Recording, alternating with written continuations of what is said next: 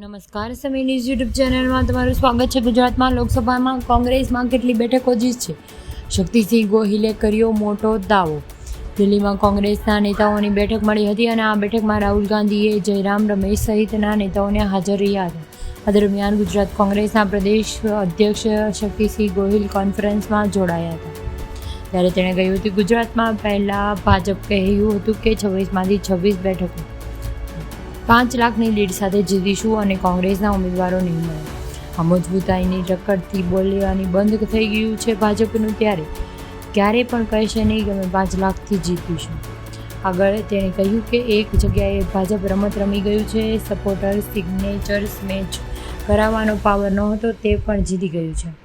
ત્યારે આગળ જોઈએ કે 25 બેઠકોમાંથી 12 બેઠકોને ટક્કર આપી છે અને તમામ આંકલન અને લોકલ મીડિયાના આકલન પણ છે અને કોંગ્રેસના 4-5 બેઠકો જીતશે. આમ આદમી પાર્ટીના ગઠબંધન હતું ત્યારે ભાજપમાં ભરૂચના ટાઈટ ફીસ થઈ ગયું છે અને ભાજપમાં ભારતમાં પણ સારી રીતે ચૂંટણી લડવામાં આવી છે. 23 બેઠકો પર ચૂંટણી લડ્યા હતા તેમ કોંગ્રેસ કહ્યું છે.